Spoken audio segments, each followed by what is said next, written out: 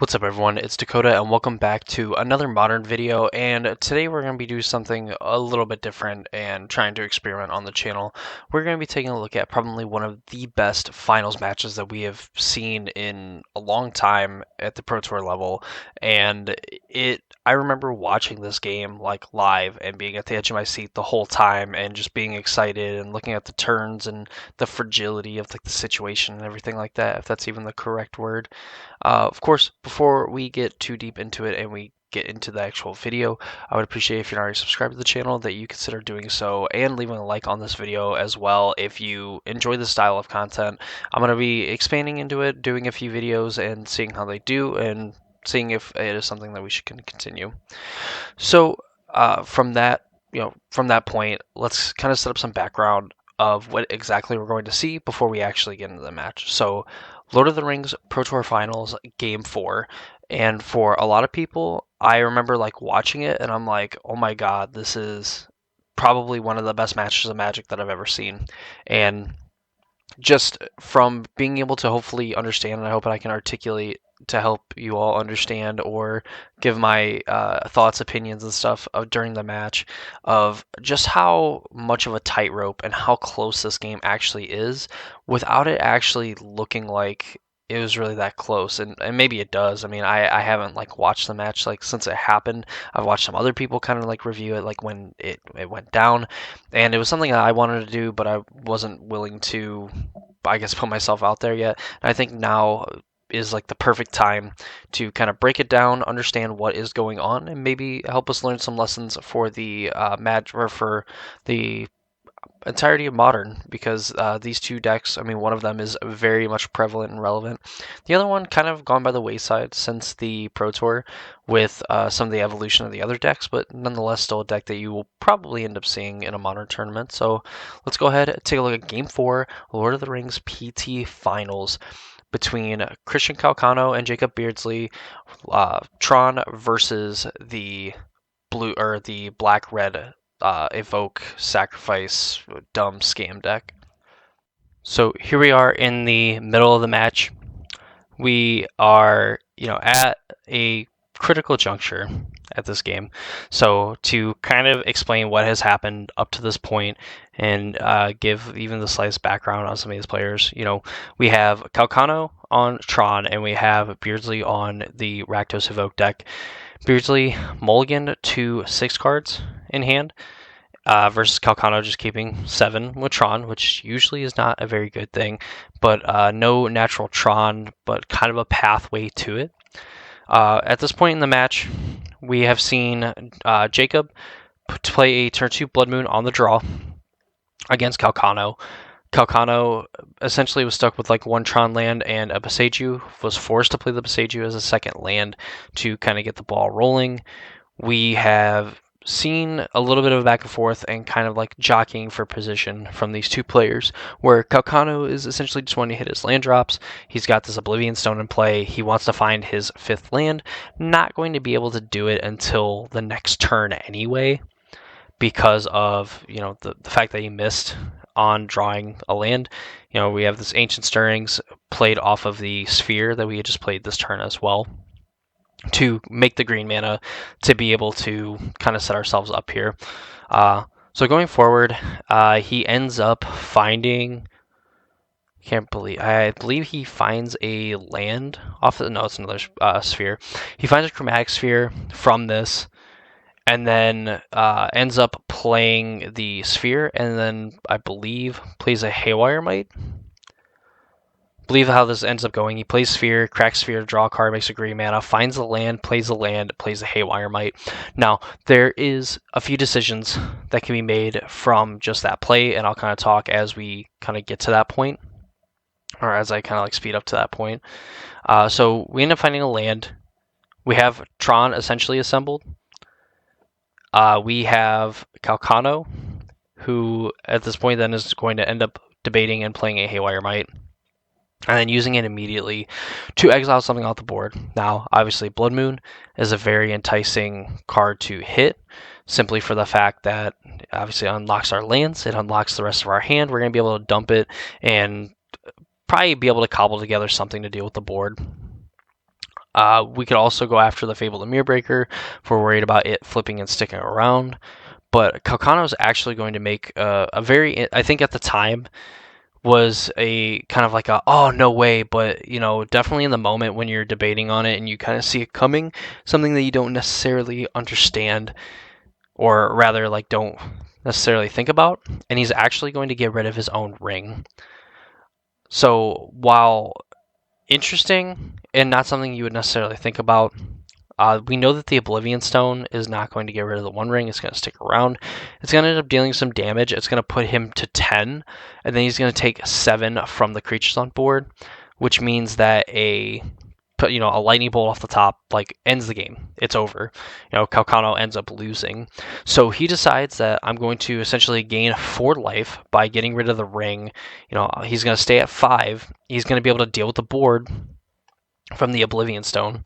Granted, he's going to wait until the next turn, so he's going to have the Fable be able to copy a Grief or something like that, and get some advantage or some value that way. But overall, not necessarily a huge deal. So Beardsley ends up thought sees the hand of Karn the Great Creator, Ugin, Map, Ancient Stirrings, and an Oblivion Stone. And we have to figure out some sort of game plan. I need to see Beardsley's hand again, but I believe it was like a Feign Death, a Lightning Bolt, a Fury, and another card. Maybe another Fable the Mirror Breaker. As he kind of debates on the decision, ends up taking Karn the Great Creator. We have this Flip Fable. Obviously, it is summoning sick, but we have a Feign Death, another Fable the Mirror Breaker, and a Fury. So we kind of have the ability to get a cheap Fury into play, potentially win the game. Of course, we see Christian Calcano's hand. We have an Expedition Map, Oblivion Stone, Ancient Stirring, Sundering Titan, a card that Beardsley does not know, and an Ugin the Spirit Dragon. So we sit and debate. We miss the land drop. There's probably not much we're going to be able to do. Blood Moon's still in play, so we just can't absolutely go ham with some of our permanents and stuff that are in our hand. And Beardsley with his Feign Death is going to be able to put another one of these creatures back into play if he so chooses. So we go through. We sit and debate.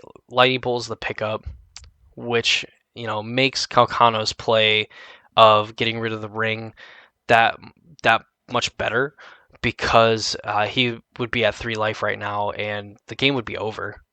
The game would absolutely just be over. We just see Lightning Bolt hit the stack, and then that's it. So we see the Tormod's Crypt on Christian Calcano. He targets himself with it, mainly because we're not going to be able to stop a Feign Death with it if we crack the Oblivion Stone. The plan is to crack the Oblivion Stone anyway.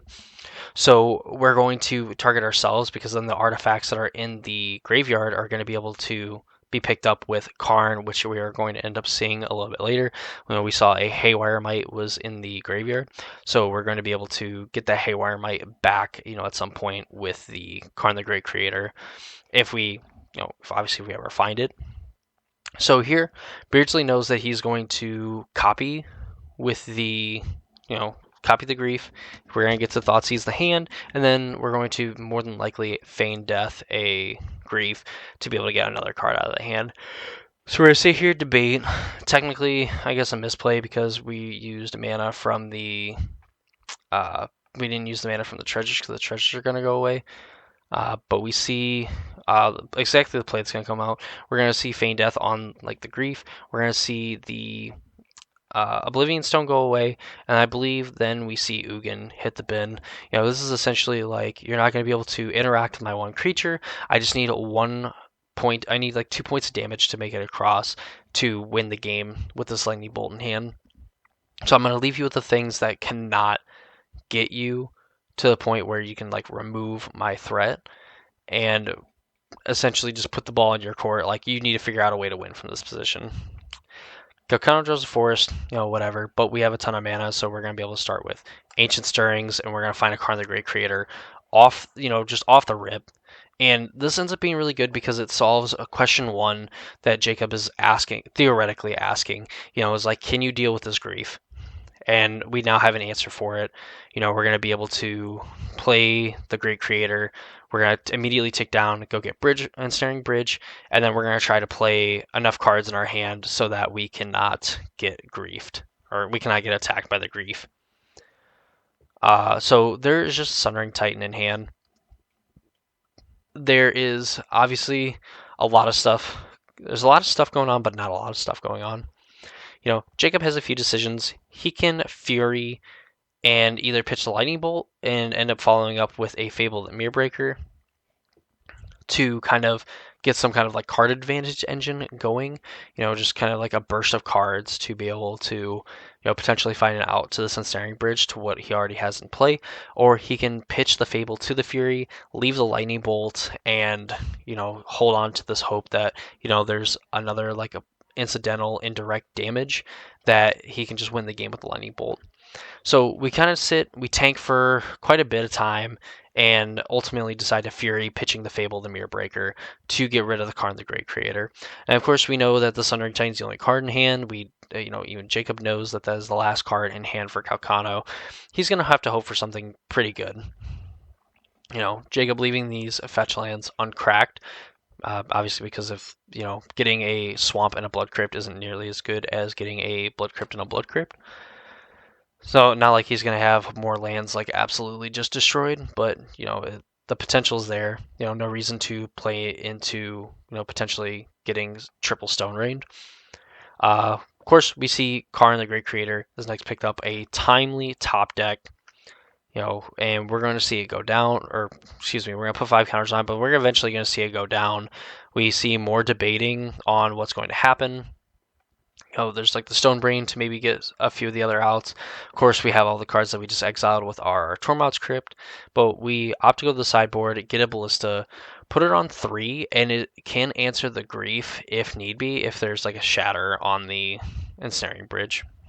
So, of course, we see Lightning Bolt is like the only card in hand, and then Jacob has a mystery card. We then find out that it is Kroxa. So we're debating here in this position, like, okay, we can either play the Kroxa, and if it's a land card, then, Calcano takes 3, and then we fetch, shock, whatever, and then we Lightning Bolt for the win. Or we could just wait. We can, feign having something, and kind of just go from there. Jacob, obviously, he opts to not play it, thinking that Calcano might potentially just play all the cards in his hand now that he has all this mana.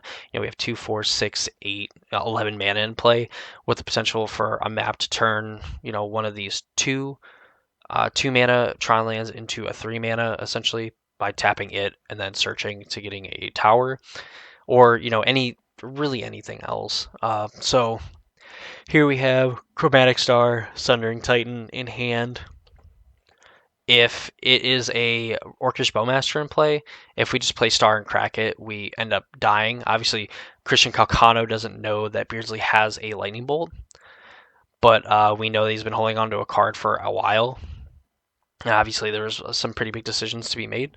And if he has a Bowmaster, then Bowmaster's going to be able to ping Calcano to 4. The draw from the Chromatic Star is going to put him to 3, and then the Lightning Bolt's going to finish him off. On top of the fact, too, that the Bowmaster will be able to attack underneath of the bridge and put Calcano in another interesting position to where, the Walking Ballista is now going to have to beat the Bowmasters instead of, the grief, or, block the grief and then shoot some other things, whatnot, with some help, of course.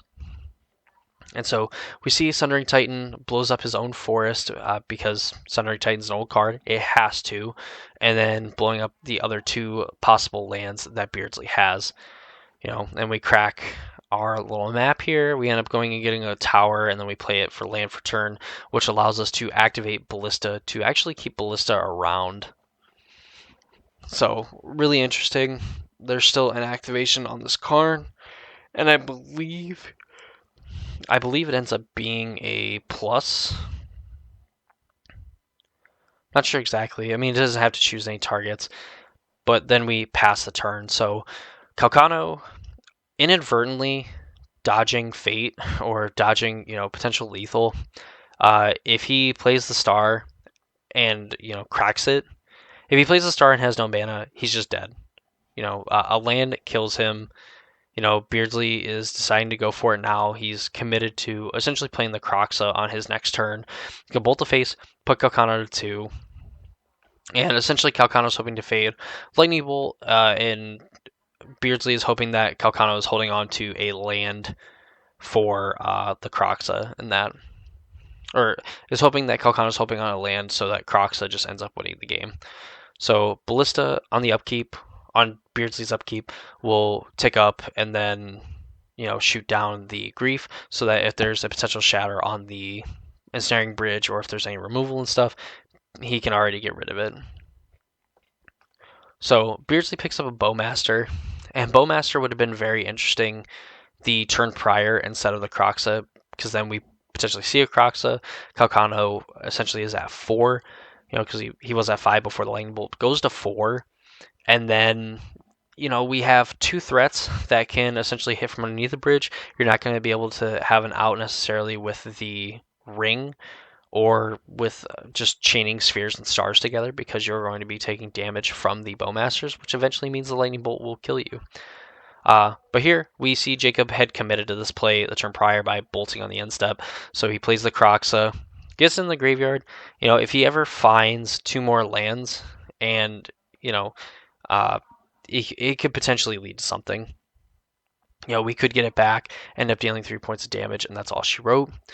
But of course, Calcano, ticking up with the Karn to 4 minus, goes and gets a Haywire Might.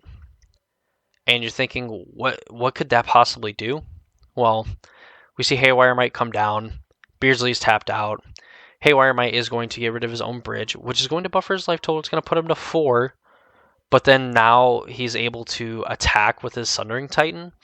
And Beardsley's at 9. He had to fetch Shock to be able to make that play with Croxa.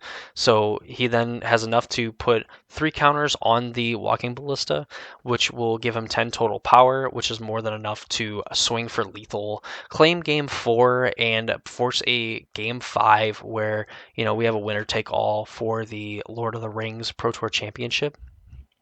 And for those of you looking for a happy ending, Tron, winning another Pro Tour, or, winning another Modern Pro Tour, fortunately or unfortunately, does not happen. Beardsley ends up taking it down in Game 5 and becoming Pro Tour Lord of the Rings champion and qualifying for Worlds. Christian Calcano, I believe, also qualifying for Worlds with a runner-up finish. But nonetheless, a very very exciting game, even if my monotoneness and stuff like that does not convey that. It was a lot of fun watching the game live. Imagine watching this live and just being at the edge of your seat, knowing that if Calcano does this, then he just loses. If Calcano does that, he just loses. And Beardsley asking all the right questions and Calcano having the perfect answer for everything that Jacob could possibly have thrown at him, waiting till the right possible time and moment in the match to activate Oblivion Stones, to end up digging for certain things, making the correct decisions on your Haywire Mites and things like that, and making these interesting decisions that I think for, newer and intermediate players, it's like, well, that doesn't make any sense. Like, I want my One Ring to stick around. I want my bridge to stick around, whatnot. But finding the correct times to say, you know what, I need to cut my losses. I need to get rid of this. Identifying that the ring was potentially going to be the end of him if he did not get rid of it. He knew he was going to be able to get rid of the Blood Moon. That's the thing you probably would have hit with the Haywire Might. I'm going to get rid of my ring so I don't have to worry about Bowmasters. I don't have to worry about taking this 2 damage and potentially dying to a Lightning Bolt or another burn spell or things like that. And then, of course, at the end, probably maybe a little bit more obvious, but definitely still an interesting play of recognizing, hey, I can just go get this Haywire Might again and I can do this all over again. So yeah, definitely one of the best individual games in a final that I've ever watched, and probably one of my favorite ones that I got to watch live as it was happening, and being able to understand that this is essentially what Modern is. You walk this razor's edge where certain decks sometimes just ask all the questions and you have to answer all of them correctly, or if you get one wrong, you lose the game. And this is just kind of the perfect example of why Modern is such a satisfying format to play and so much fun to play as well, just because it is this very skill intensive format. While maybe at times, yes, you are going to end up losing a game without ever really getting to play the game. But the games that you do end up playing are so thought provoking, and there's so many millions of decision trees that you could possibly have, even from the early turns of the game, that can impact the match going forward. What you do on the first few turns ends up impacting what happens on like the last few turns of the game. So, yeah, that is our first foray into, I guess, reacting and kind of explaining, breaking down some matches of Magic. If you want to see more stuff like this, I have like a few other videos in mind that I could do. But if there's any specific games and or matches that you want to see, please be sure to leave them in the comments down below. Of course, like and subscribe if you want to support me and my content. Super easy, free, and I really do appreciate it. That's gonna do it for me. I hope you all enjoyed the video and hope to see you all in the next one.